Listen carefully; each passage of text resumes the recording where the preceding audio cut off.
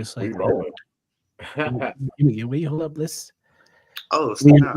we're live right now, but we have to start it off right with the intro.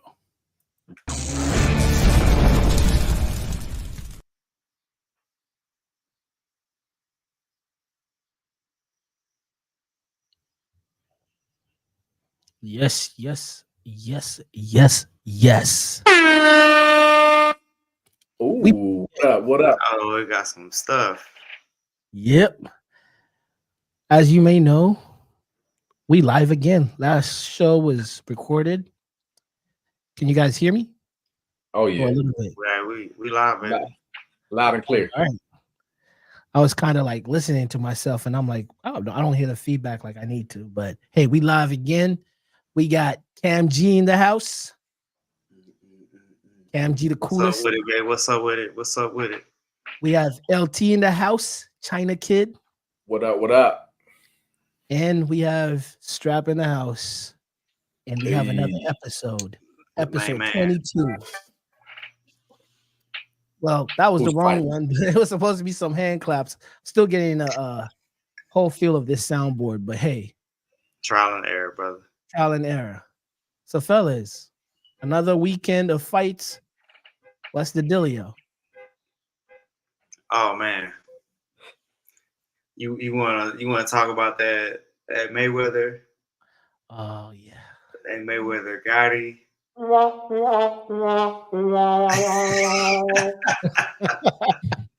Yeah, that one. Yeah.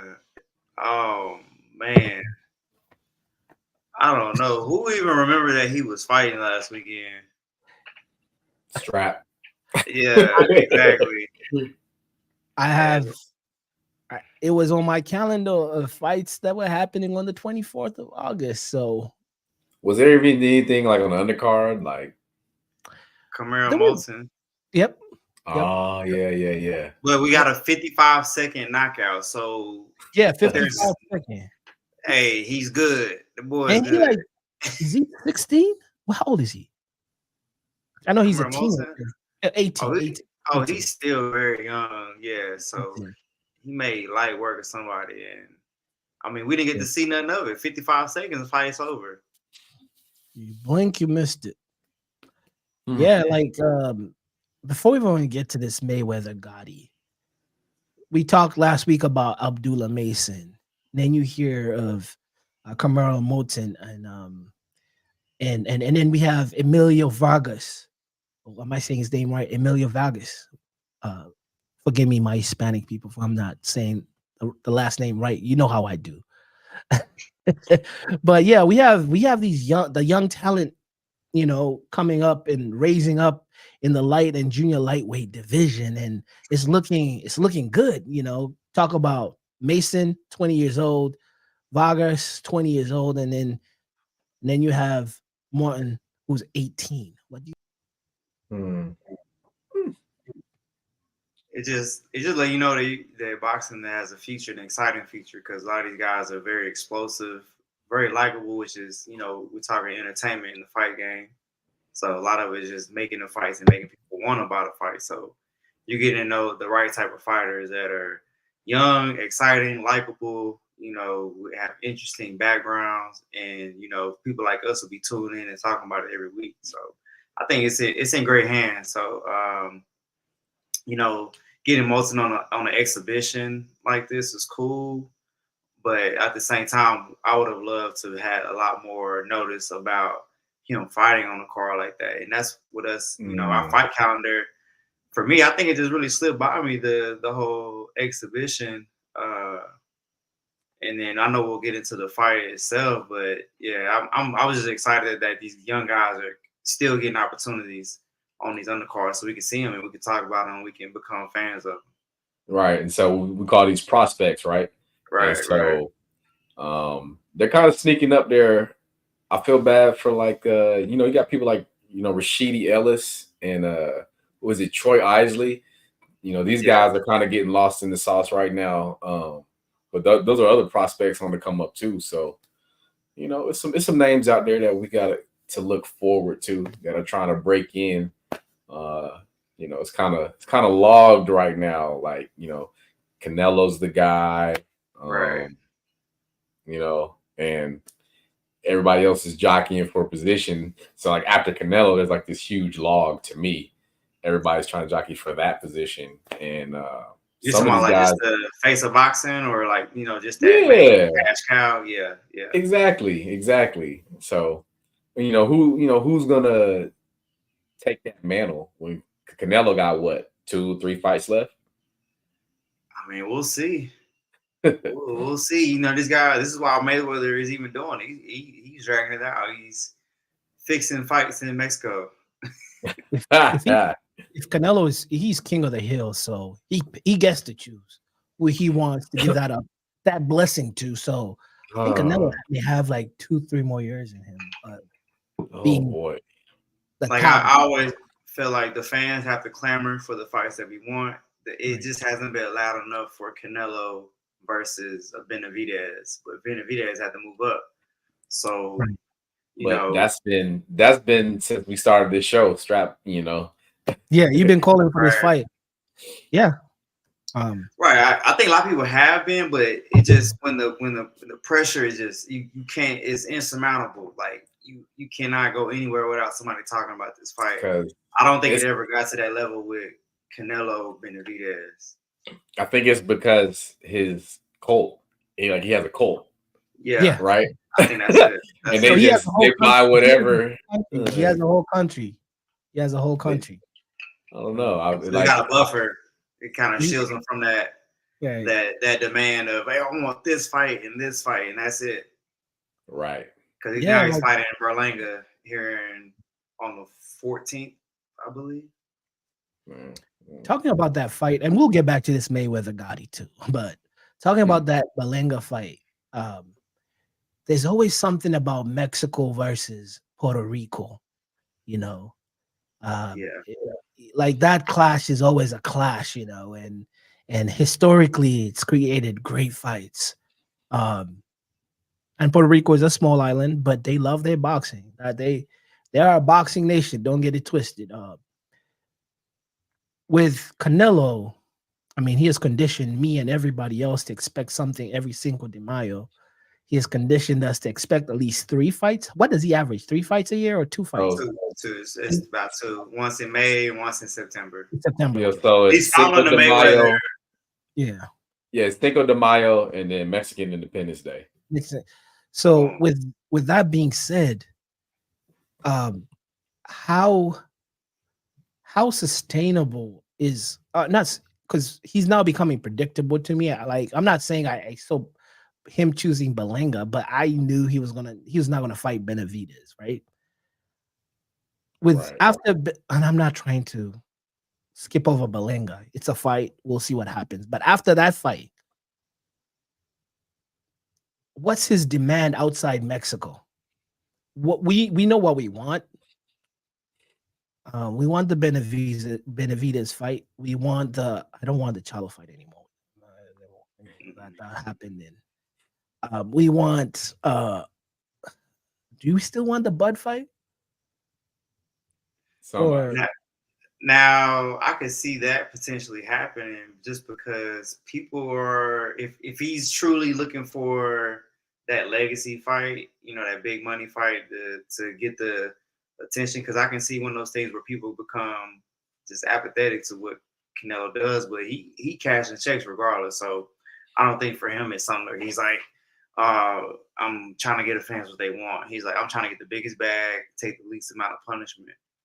But there's a possibility, depending on the type of performance he puts on, that a fight with Bud becomes a lot more interesting, and people are like, "Yeah, let me see what they're talking about," and then you get the people talking about it. I mean, because after Berlanga, I don't know if we're really going to see something that we really want. Like, we didn't want this fight. We didn't want the John Ryder fight. No. It's like, okay, man. One like, of his sparring partners, like, you know what I mean? Like, come on. Yeah. We not trying to see that, and it's just like you're holding the boxing hostage right now, which is why exhibitions get made. like Jake Paul. Like people hate on him, but he's putting on great undercards too. That's the only thing I would have wished with Mayweather Gotti was that if you're gonna do these fights that have no implications, at least give these guys that we want to see as we're American fight fans. We want to see some of these guys on the undercard. Like I know just peeking ahead with the Jake Paul Tyson, which is now exhibition, Amanda Serrano and Katie Taylor are fighting their rematch. And that's a huge platform. So you kind of take a circus show but you create some real implications behind people have to tune into the fight, which is why someone like Jake Paul, I'm always like, man, look at what he's doing as far as putting an event together. Like you'll tune into the undercards and will be locked in because they're entertaining. The characters are entertaining. I would say characters. The fighters are entertaining. Everything around it is getting you, invested into the night of action. And that's the only thing I wish I would have saw different with the Mayweather. Just put some of these guys on we want to see. Is that because Moulton is his camp? Yeah. So did he showcase? So did he showcase his camp throughout the night leading up? It was a bunch of Mexican fighters, local fighters. I think there was even another exhibition on that card as well. So it's a big dud, Strap got that sound effect, but that's ultimately, that's kind of what it was. Yeah. And I don't know. He could have put Alicia Baumgartner on that card or somebody. Yeah. Somebody we would have tuned in. And then during the fight he kicks the referee out. Like I've never seen that. He actually removed an official from the contest and brought in another one because he didn't like him breaking him for it was a punch behind the head. Yeah, it was a punch behind the head. I guess we can talk about the actual fight now. Man, come on, that's it happened. I found out last week that Gotti the third, I believe, is a real fighter. Like he's a real professional fighter. Yeah. That's crazy. He's 2-0. So part of the controversy was that it was 2-minute rounds. And so Gotti was like, what's going on? The rounds ran over like 3 rounds straight. They ran over instead of ending at 2 minutes. So that's insane.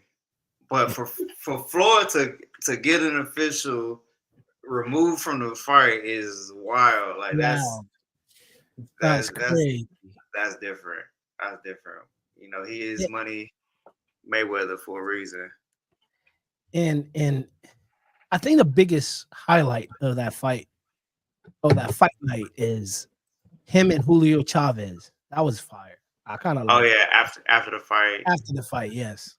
I've never seen Floyd like that. I've never seen Floyd in like starstruck mode. Like, yo, this is the guy. Yeah.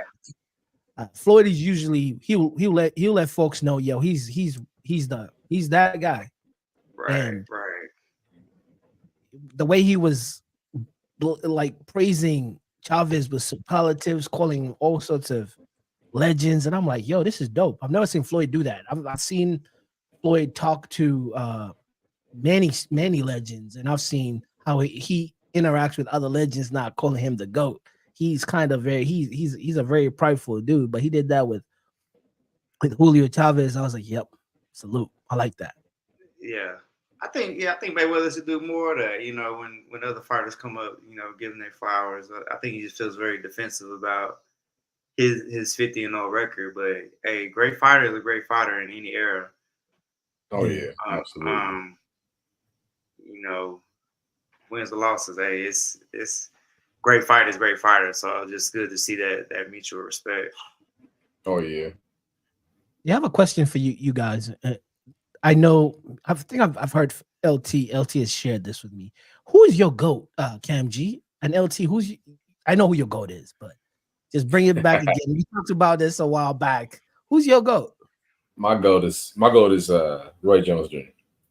Yeah. Ooh, Roy Jones, Yeah. my favorite of all time, just because of the era that I grew up in, um, and I got to see the career.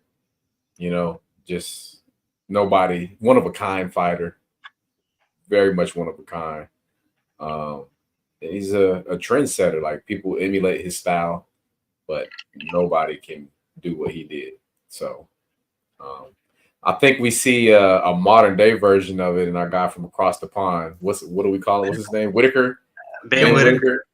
So he's that's the closest thing we've seen since Roy Jones Jr. But Just like yeah, stylistically, just kind of yeah, very unorthodox, and absolutely. But yeah, I can see that. I mean, and then moving up across weight classes, he challenged himself, and probably absolutely held on too long, obviously. He did. But I remember him at his height, and for that, the end of it didn't really matter too much to me because he was able to do it across multiple weight classes and do it his way. So, Right. Kam He was Gee. a rapper. He was a Jordan athlete. You know what I'm saying? He was man. It's just phenomenal, man. Phenomenal. That is still on my playlist in the gym. Like right, y'all must have absolutely. forgot. Y'all must have forgot. Headbangers. Head body bangers. Everybody body in the head. Hey, that's Oh, still yeah. on there. No, he So really had a hit though. He had hits. no, those he had hits. Legit. Multiple. Yeah, Yes, he had legit hits. So Yeah, he hits. was in the ring killing it, outside making hits. Jordan athlete, I can't really. He wrapped himself into the ring one fight. Mm-hmm. Yeah, come on, man. He And then performed you his hear own song as the saying, intro. bro, like you hear fighters saying, I overexerted myself on the ring entry. I'm like, bro, he was rapping. Yeah, my headgear, my costume was too heavy. It was. That was I wild. exhausted myself. Yeah, Absolutely. man, he's not giving those. But for But me, yo, Kam Gee, go. I'm a big Marvin Hagler fan. Man, War. just the mentality, the commitment to the training, the dedication, never being out of shape, being able to fight multiple styles, having his own creativity and flair in the ring. Like, man, very well rounded. I love Marvin Hagler. Like, and I love a lot of fighters, but it's just I'll go around with guys, and Marvin Hagler will always come up, to the top as far as guys that I really enjoy. Southpaw, switch hitter. I mean, he had to take fights as an orthodox stance guy just to get fights early on in his career because they didn't want to fight a southpaw as dangerous as him. So, man, I really feel like he's one of the greatest fighters to ever live. And but yeah, that's somebody I just feel like I try to. When I'm coaching guys, I always try to reference Marvin Hagler because a lot of it has to do with the mentality, though. Right. Because there's guys that had, just unbelievable talent like Roy Jones Jr. Yeah. I think Marvin Hagler had to really work on his craft. Not to say any of these fighters don't, but he showed a way of working for it. I think if you really dive into your mind, you can, strive to achieve that. So Marvin Hagler, hands down. Yeah, that both your goats are legendary goats. I think both of your goats, like it's. I have to say there are subjective goats, meaning like you like their styles, right? That's you, and I could tell from each other. Your both your personalities. I could tell why you like them, right? Because the flash, the unorthodox to the tough guy. Who's Hagler, just a tough, mentally strong person, loves the deep waters. Like he's like a shark pulling you down, to see what you're made of.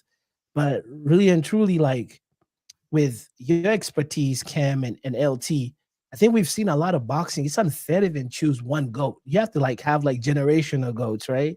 Yeah. Like personally, if I told you who brought me into watching boxing, I was a casual because of my dad. It was Mike Tyson, Oh right? yeah. Oh yeah, He pulled me into boxing, right? absolutely. Was he my Same. goat? Maybe he was my goat because he was box office, right? It was not like my dad was an Ali person, and you can't tell him anything about anybody better than Ali, right?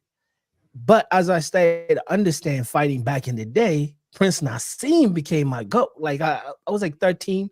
There was a British fighter called Prince Nassim. If you guys remember him, he used to come up With the dance. Mm-hmm. Flamboyant. His Oh, he hit you with entries the. were Oh man. legendary. He had a flying carpet. He would dance. He would do the whole thing. I wanted to be entertained, right? And then my dad watches boxing for real. He had videos of VHSs because we were hours in front of hours ahead of the United States according to time zone. So we had to fights would happen like at 3 a.m. in the morning or 4. So my dad would record them on TV, right? And I watched Parnell Whitaker. Mm. Mm. 94.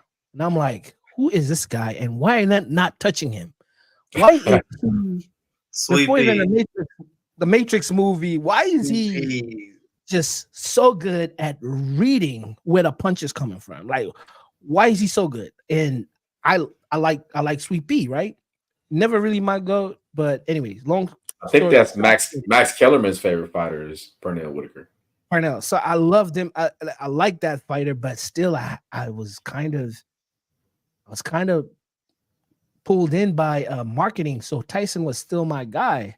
So I would say my GOAT was Tyson in the beginning, Prince Nassim because of the antics and just the funny. He was a good fighter too, but he was entertaining.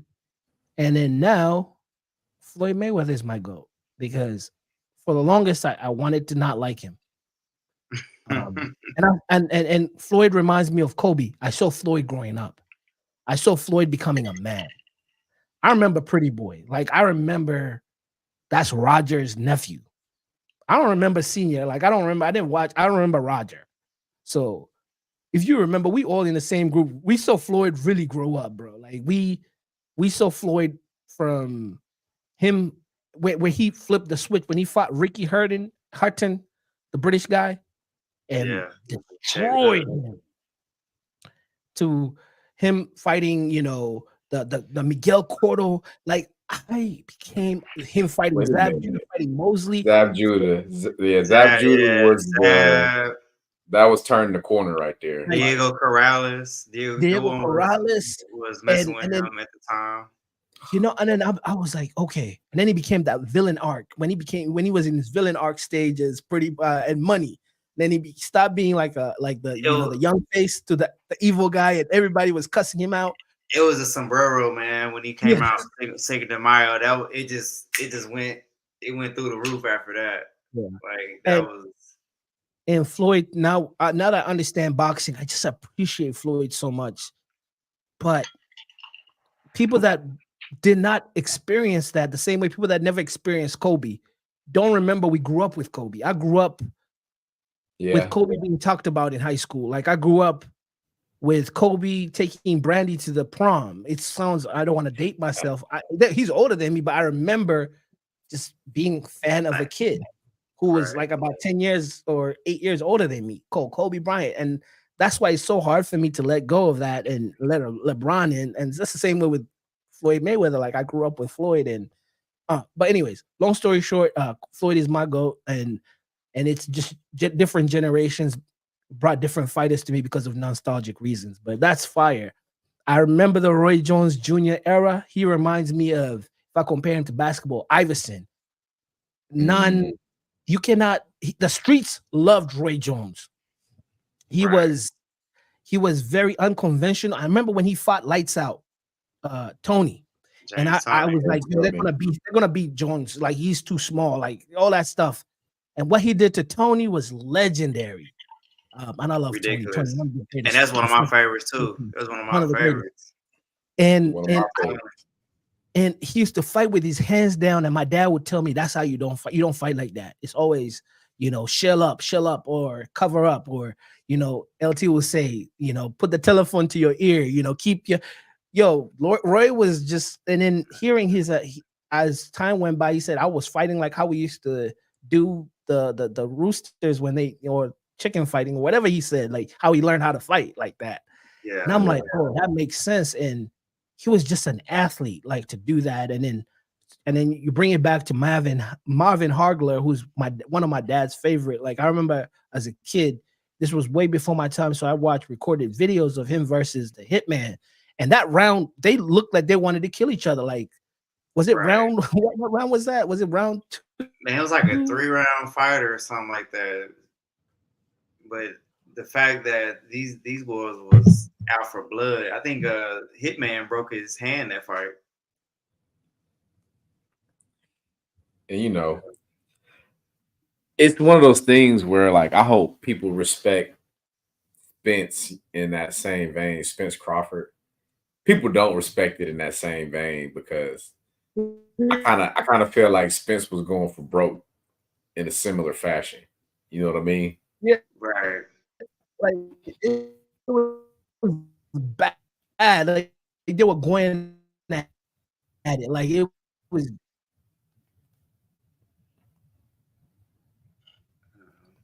Strap in the Matrix right now. I was like, is that me? Is that Strap is in the Matrix? Yeah, okay. He gotta get out of there. Definitely Hagler Hearns. Yeah, and, you back? You back with us? And my dad would tell me, like, he telling his own story over there. I'm gonna send him down and then bring him back in. I thought I was. Let me see. As you doing that, I watched the Hagler fight. Oh, it was a fight before he fought Sugar Ray Leonard. Hearns Mugabe. That is a great fight to watch. I mean, not Hearns. Excuse me, Hagler Mugabe. Marvin Hagler versus John Mugabe. Man, that is an amazing fight to watch. If anybody wants to check out another fight, because Mugabe gave Marvin Hagler the blues, but it let me know how tough he was. He was able to get him out of there. Man, that's it reminded me of what's another fight? Ernie Shavers. No, was it Ernie Shavers? George Foreman versus was it Ernie Shavers? Did they fight? Some of them heavyweight fights back then kind of gave me that same energy of Hagler Hearns. Are we back? We back. I forgot to pay my internet bill. Hey, stay in the game. My internet is moving like Mayweather versus Gotti right now. It's crazy. Oh man. Internet. It's crazy. Now you was talking about Hagler Hearns. Where did I stop? Like, where did it cut me off? Boy. About how they were going for broke. Just them dudes was not. They gave the best to the sport. They gave their best to the sport. You could tell these were two fighters that, of course, respected each other. But why I love the Hitman and I love Hagler, because I was not there at that time, but going back to see like revisionist videos, even on YouTube till today, you will see those videos of how they practiced or trained for fight camp. And Hagler, bro, he was mentality. He was running up like a mountain, cold as hell, screaming in boots. War. Yeah. War. Remember you see that video? War. And I'm like, yo, he's crazy. He's crazy. Dude, he's crazy. Like, yo, that's something you don't see with, I mean, fighters nowadays. Everybody's smiling, everybody, buddies, like, I'm gonna fight my friend. And it's okay. It's okay to be, because they grow up together fighting Golden Gloves, and they travel, and they do Pan-African games together, fighting for the US. Especially the elite fighters, they've been fighting around each other. Like they said, Garcia and Davis had fought how many times before they fought? They Haney. fought. We talk about Devin Haney. Sorry. Yeah, yeah. They had several fights, and they know each other so well, and it's just a tough sell for fights. Like back then, it was different, man. I don't think it's different from like these guys in the amateur circuit. They run into each other even back then. Yeah. Even Tyson and Lennox Lewis knew each other from the amateurs. Yeah, when they were young. So a lot of these elite guys run into each other. It's these late risers that may not have that familiarity with some of the elite talent. But a lot of these guys, the boxing world's be very small, because a lot of guys are sparring in gyms and similar coaches or tournaments or all the above. But I mean, hopefully we can get to seeing some fights where there's like mutual respect but legit bad blood. I mean, it's combat sports at the end of the day. Like, you don't think that Hagler Hearns don't respect each other, but they didn't like each other. They respect the fuck out of it. Yeah, but forgive me for you gotta pray to YouTube. But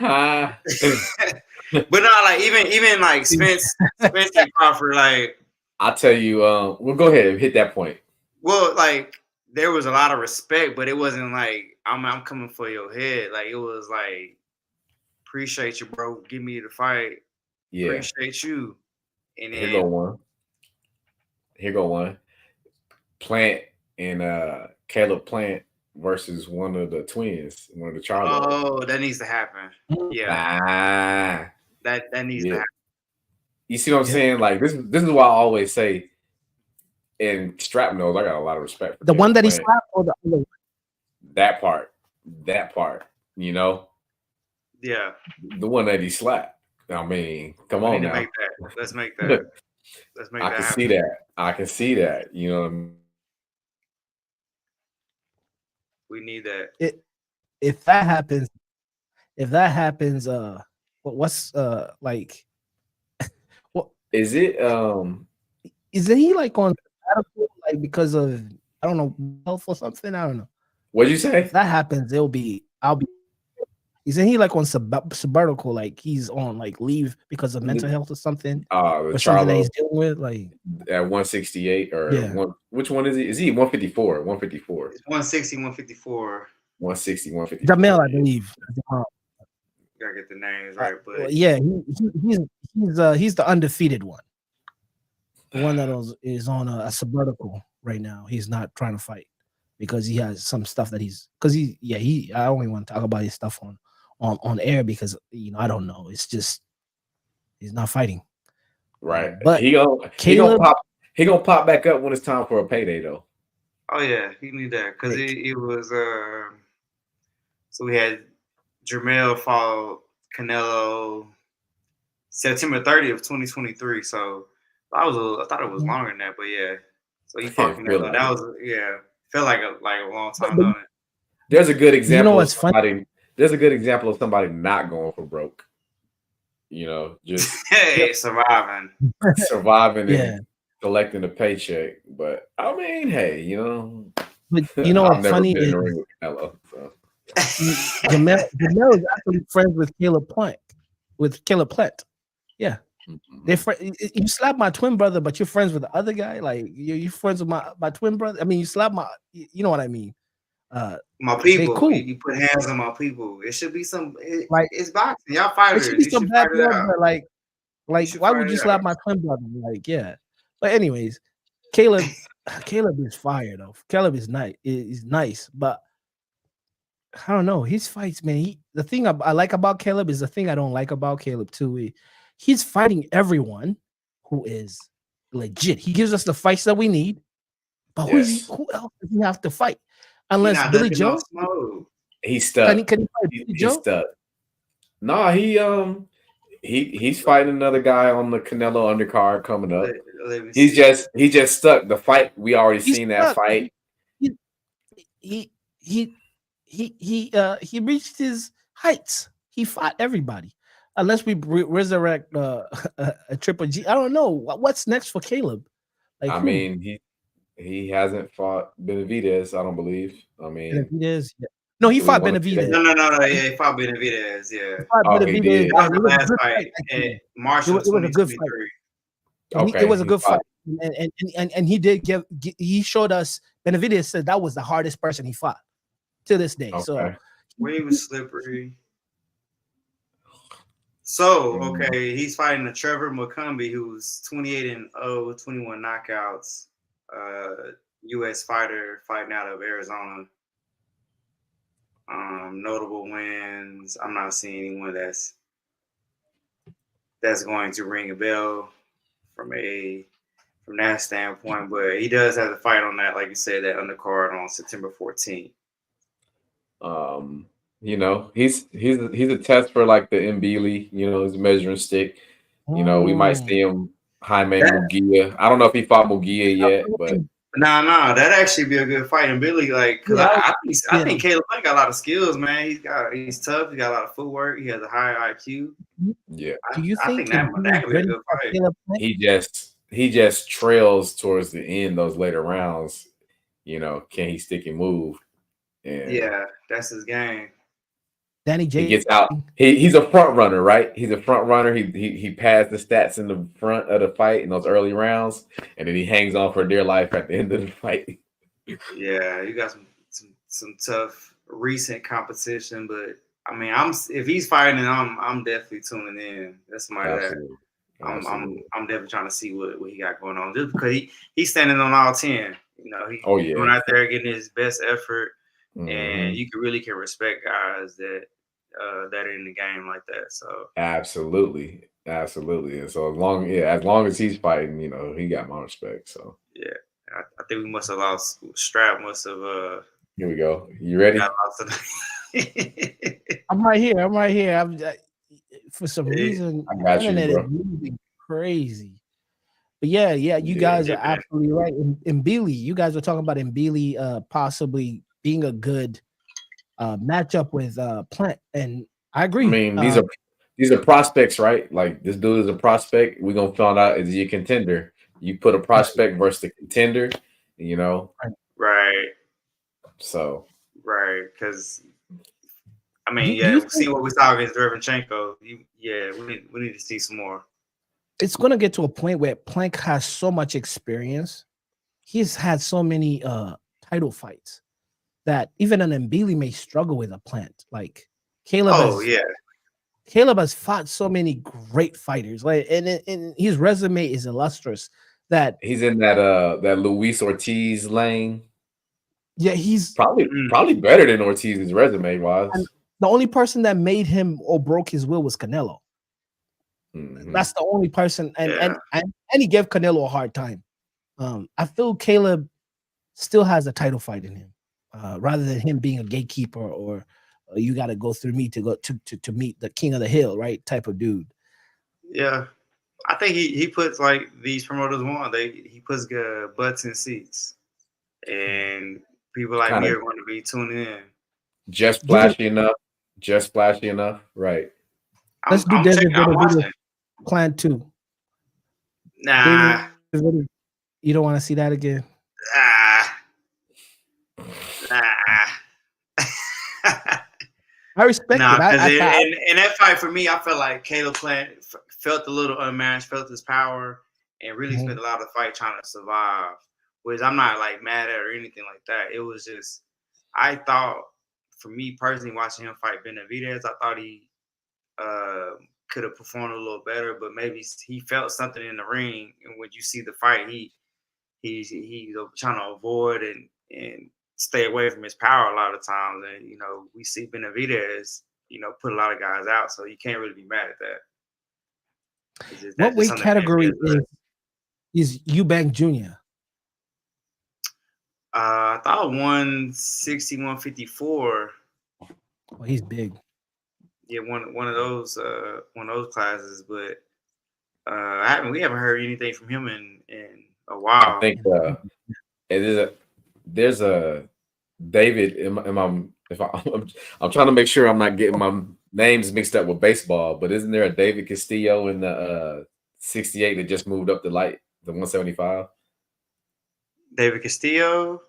Does that sound right? Let me see. Is a Cuban fighter. Is a Cuban fighter. Man, I can't.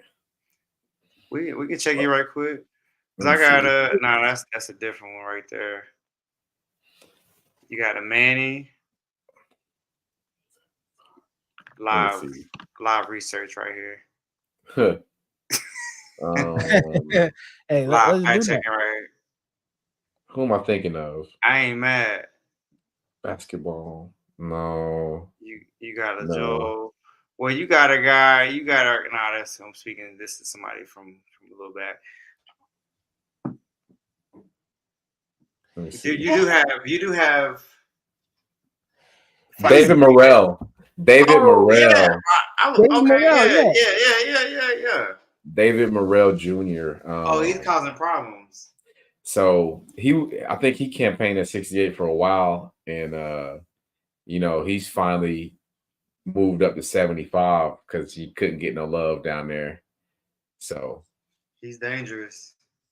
Still young, still hungry, and these Cubans. These Cubans, they are gonna put on a technical performance each time. You kind of have to put some work to get them out of there. So we're finally gonna get Beater B versus Bivol, right? That's coming up here soon, really? correct? The battle of the October. robots. The battle of the droids. They're both robots. That might be a trilogy fight. So I mean, we can call that later on, but I've been waiting for that for a long time. Canelo kind of interrupted that. Right. Better Bull washes Bivol. Ooh, damn. I'm not giving my take. We got Yeah. I just want to be controversial for a little bit, but but yo, that's ways out. I was looking into it. What happened to Corner Ben? Is he out of boxing forever after that drop when they caught him because he popped the test? It's like two tests back to back, right? Yeah, he got caught. Because I was liking him. He was kind of scary in that division. But why was he scary though? That's what you gotta consider with you. You must have traveled to Mexico. He must have traveled to Mexico and had some of that beef. Whatever they said that was Canelo was on. Look, man. Look, my guys in the UK are they not out here right now. Except we do have Dubois versus Anthony Joshua coming up. It's actually I think was it today? I saw one of the boxing channels post it's a year anniversary of Dubois versus Usyk. Oh wow! Yeah, that's already a year ago. Yeah. Yeah, and the body punch that wasn't a body punch. The low blow that to me wasn't a low blow. We can also touch on another fight that happened. Remember, it was a midweek contest. Jarrett Hurd. Oh man, we missed that one. Man. Swift. So I turned it on like it was on YouTube. I'm like, what? Wow. Trying to get back. So wow. That was a name. Like he was somebody to be reckoned with. He just took a lot of damage. Hey, what was the result of that fight? Good question. I just watched the last round. Man, but that is not crazy. a lot has changed because he didn't have much defense to show for, like that. Yeah, he took a lot of damage, man. A lot. Mm-hmm. And I always thought it was unnecessary.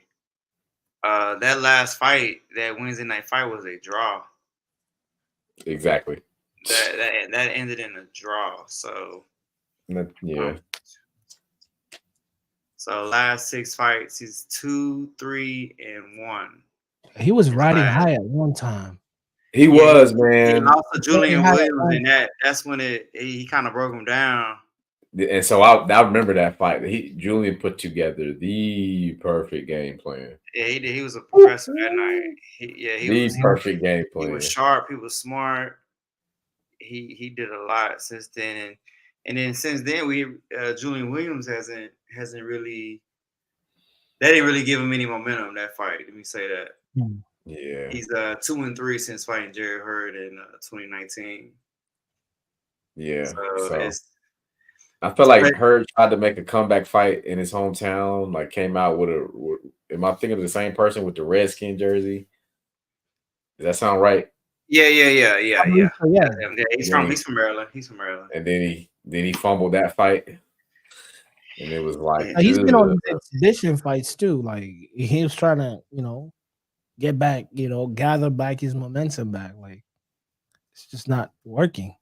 Yes, it hasn't been. I'm not sure what happened there, but because he was somebody that I'm tuning in to watch one of Jerry Hurd's fights. It's not that we're not sure. It's just that when you find the hole in the defense, everybody picks that hole in the defense. And it's a glaring hole. So that's all it is. But we got another fight coming up on a Tuesday. On a Tuesday morning, that'll be the Monster. Inuit. He's fighting on a Tuesday at 2:30 a.m. I wonder what the significance to that is. Tuesday. I mean, I have no idea. That's wild, right? I mean, I don't know what the time difference is. National holiday in Japan? It may be, man, but it's gotta be. Like, why? I checked the undercard. The Barrios, the guy that technically was beating up on what's our man from Vegas? Rolling. Yeah. Yeah, the Phantom TKO. He's on the undercard.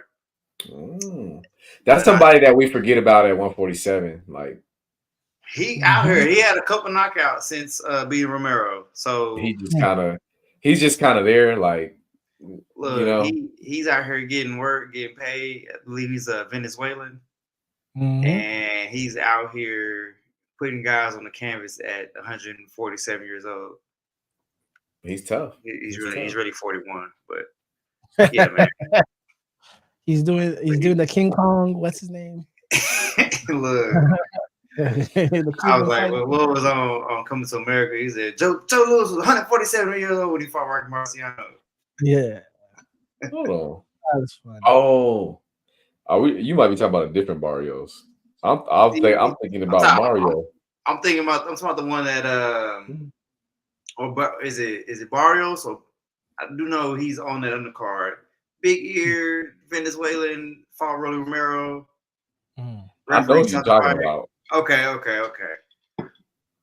I think I got his last name right.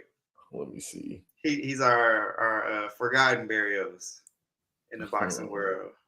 Because you got No, you absolutely right. That dude was tough. Yeah, man. I mean, bro, Ishmael Barroso.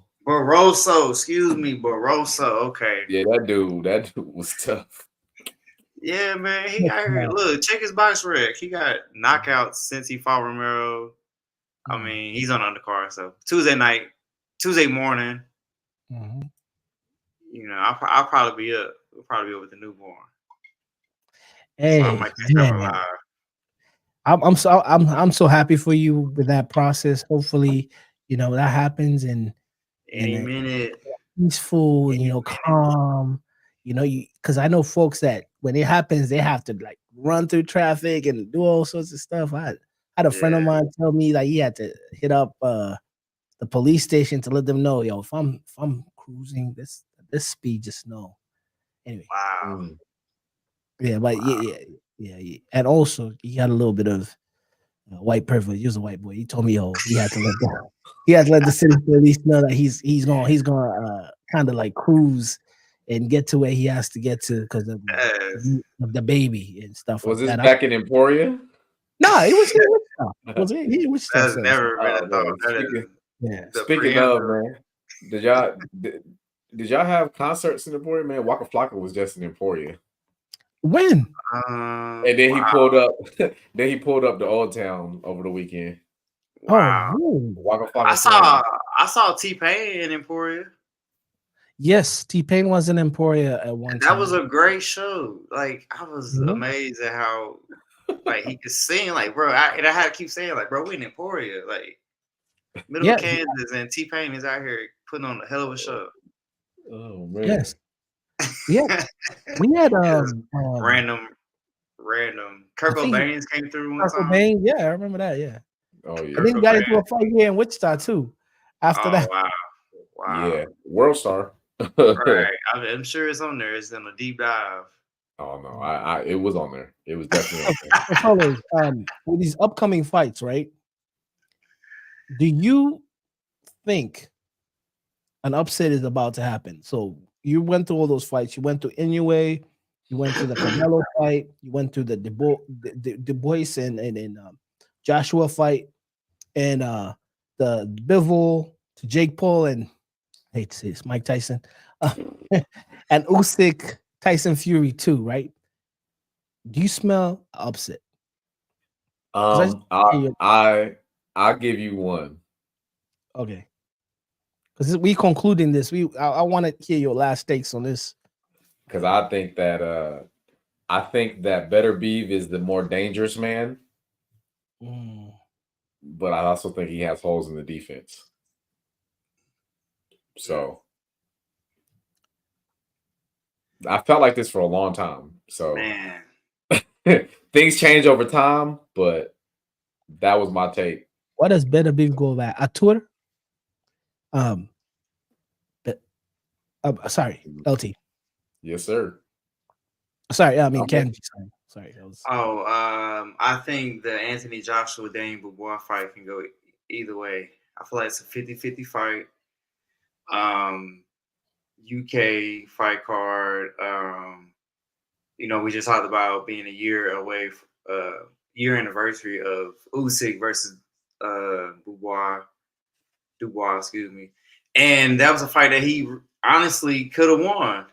Yeah, Could have been the heavyweight champion of the world. We don't even have a Usyk Fury 2 right now.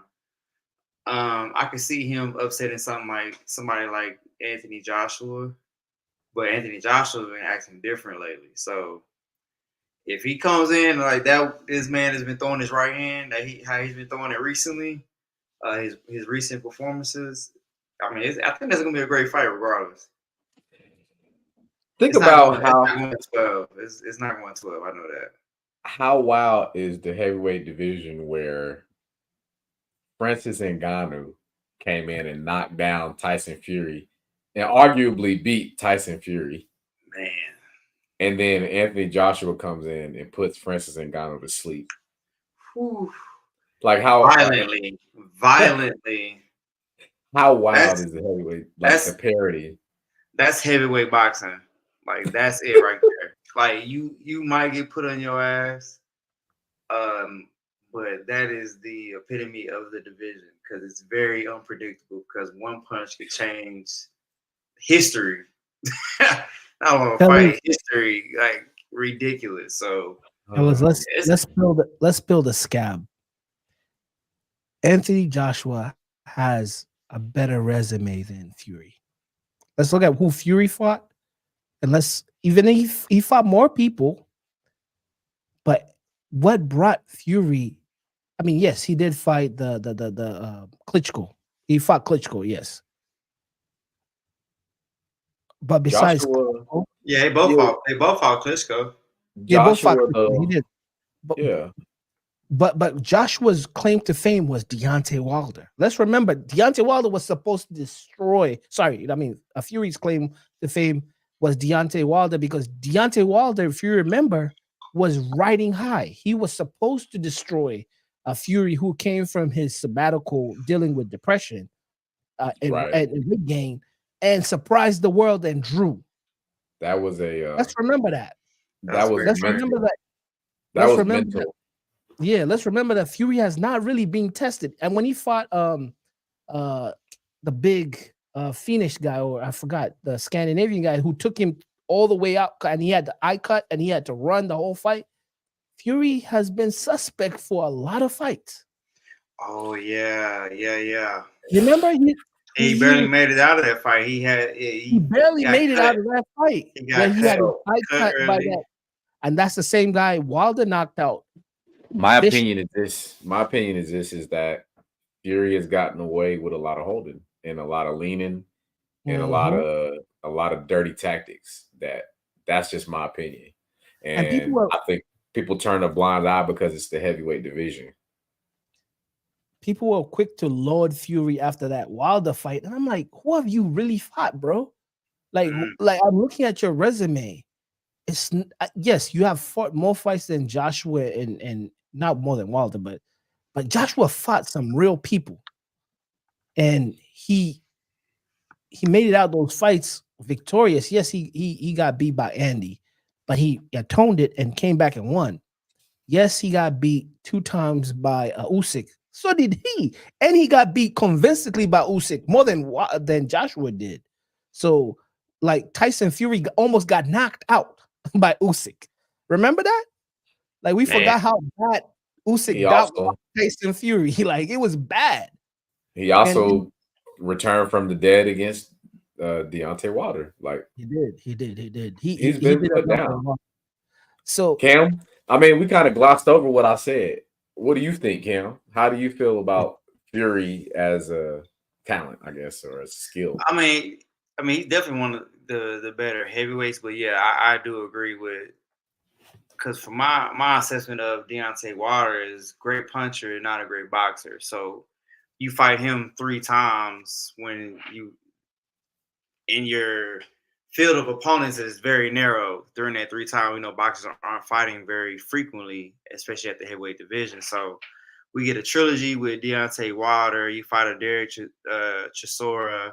You fight a Dylan White. You fight a Francis Ngannou. I don't think any one of us were thinking like, man, this guy is, sweeping the division, taking those type of fights. So I was not really surprised seeing the result. There was one moment in the Usyk fight where I felt like, okay, this could go Tyson Fury's way because he's the bigger man, but ultimately Usyk's skills allowed him to control that fight. I don't think I didn't agree with the split decision. That was to me a unanimous decision win for Usyk, and I think we'll see the same thing again. He's just sharp. Speaking about Usyk, just sharp, great boxer, southpaw, gives him problems. You saw Tyson Fury switching styles during the fight, which we never see from him. I think that Usyk just is in a class of his own as far as the skill he can bring right there. So, can't wait to see the fight. Excited to see what's going to happen after the fight, though, because we seeing these heavyweights that we just saw, a few weeks ago. I want to see some of those guys get into the mix and see these matchups materialize, and see Usyk get some different styles and see how great a champion he really is. Because I don't think he's going to back down from any of those challenges. Whether it's probably you get a Joshua, maybe a Dubois again. You got Big Baby out there. I don't know if he gets a title shot off of a draw with Andy Ruiz. I see Usyk selling into the. I see him fading into the sunset. I can see that because it looks dangerous. You fight boy from the DRC. Hey man, that's a dangerous fight. 284. Yeah. So I mean it's cool, but yeah, you're probably right. He may take one more fight. I can see him taking one more fight to really try to test his greatness. But after that, yeah, I think the heavyweight to be up for grabs, and that'd be really exciting. Yeah, and it's exciting because Usyk is still undefeated, and a guy that really climbed he built himself up from apparently in the amateurs. Him and Sean Porter used to fight together or fought against each other, because imagine Usyk fighting Sean Porter, like that doesn't even make sense. Like he came a long way. He was not that big. Like I mean, likely he's a cruiserweight, but like he fought Sean Porter in the amateurs. That's crazy to even think about. But anyways, insane. It's been another great episode. Yes, sir. Who's fighting? Like we have to say this with this YouTube thing: like, subscribe, leave a comment. We need this for the algorithms. Say something. Say something. Disagree, agree. Give us some jewels, something that we may have missed or said wrong. Correct Strap when he says the wrong last name. Hey, all engagement we love. LT, Kam Gee. You already Who's know what fighting? who's fighting.